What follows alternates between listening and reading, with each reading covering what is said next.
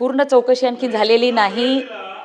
पूर्ण त्यांना वेळ दिला तुम्ही बँक गॅरंटी। मला एवढं सांगा, चोरी केल्यानंतर चोरांनी मुद्देमाल वापस दिला, चोरीचा गुन्हा होत नाही का? एवढाच माझा मुद्दा आहे। सभापती महोदय, आता प्रश्न असा आहे की त्यांनी उत्तर दिलेले वाचवायचा नाही। प्रश्न असा आहे की तुम्हाला आणखी नव्याने काही प्रश्न विचारायचे तर विचारू शकता। गुन्हा दाखल केलाय, नियमानुसार जी काही कारवाई असेल, जो काही शिक्षा असेल ती होईल। त्यांना ब्लॅकलिस्ट करा ना तुम्ही। चौकशी कंपन्याला ब्लॅकलिस्ट करा।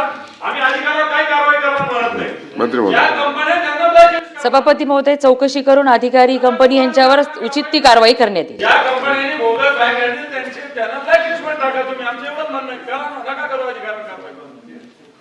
ही मागणी चूक असेल तर तुम्ही सांगा। तुम्ही स्वतः सांगताय बँक गॅरंटी दिली, आधी बोगस दिली, नंतर सबमिट केली, याचा अर्थ चोरी झालेली आहे। चोरी झाली तर त्या ज्या कंपन्याने असं केलेलं कृत्य त्याला ब्लॅकलिस्ट टाका। आमचं एवढंच म्हणणं आहे। चौकशी झाल्यानंतर सगळ्या कंपन्यांवरती त्यांना ब्लॅकलिस्ट करू, अधिकारी दोषी असेल त्यांच्यावर सुद्धा कडक कारवाई करू।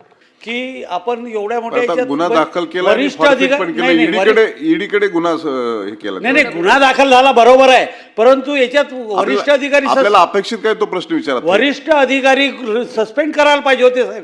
कारण की एक तर लोकलेखा अधिकारी, एक खालचा अधिकारी यांनी हे केला।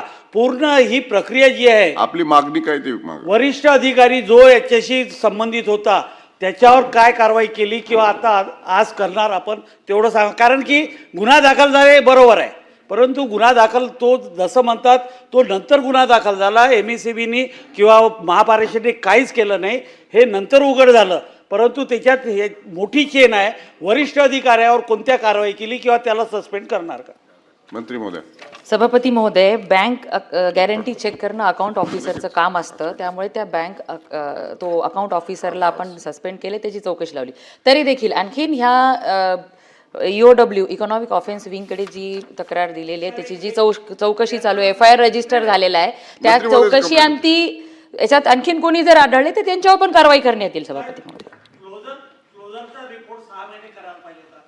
लोकलेखा अधिकाऱ्यांना 1.5 वर्ष वाढवला नाही, तो तर कोणीतरी संबंधित ज्याला अधिकार होता। आपल्याला जी मागणी करायची थेट आणि सरळ वरिष्ठ याच्यात वरिष्ठ अधिकाऱ्याची ACSच्या मार्फत चौकशी करणार का? म्हणजे गुन्हा दाखल आहे हा बरोबर आहे, हा गुन्ह्यामध्ये आता तुम्ही ते त्या लोकलेखा अधिकाऱ्याला फसवून टाकलं, परंतु वरिष्ठ अधिकारी जो कोणी याच्यात संबंधित आहे त्याच्यावर काय कारवाई करणार एवढं सांगा। सभापती महोदय, मी यापूर्वी पण म्हणले, चौकशी पूर्ण झाल्यानंतर कोण अधिकारी जबाबदार असतील, वरिष्ठ अधिकारी, त्यांच्यावर पण कारवाई करण्यात येईल। ओके, केलेला आहे आणि त्यांच्याकडनं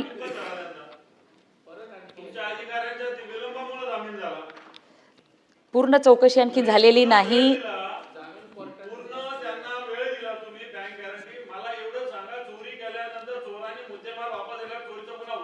का? एवढाच माझा मुद्दा आहे। सभापती महोदय, आता प्रश्न असा आहे की त्यांनी उत्तर दिलेले वाचवायचा नाही। प्रश्न असा आहे की तुम्हाला आणखी नव्याने काही प्रश्न विचारायचे तर विचारू शकता। गुन्हा दाखल केलाय, नियमानुसार जी काही कारवाई असेल, जो काही शिक्षा असेल ती होईल। चौकशी मंत्री महोदय, सभापती महोदय, चौकशी करून अधिकारी कंपनी यांच्यावर उचित ती कारवाई करण्यात येईल।